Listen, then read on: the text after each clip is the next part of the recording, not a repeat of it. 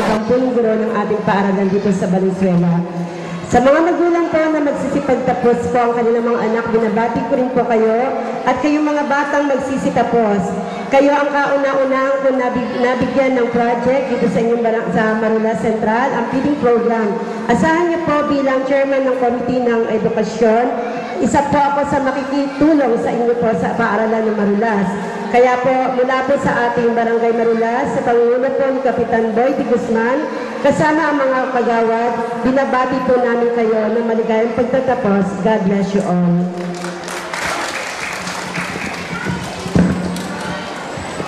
Sa ating pong masipag na punong guro, Ma'am Delupio, sa lahat po ng ating pong panauhin sa harapan, ang ating pong mga punong guro sa iba't ibang sangay po ng paaralang lungsod, dito po sa ating lungsod ng Valenzuela, at sa mga magulang, mga guro, at sa lahat po na magsisipagtapos, isang magandang hapon po sa inyong lahat.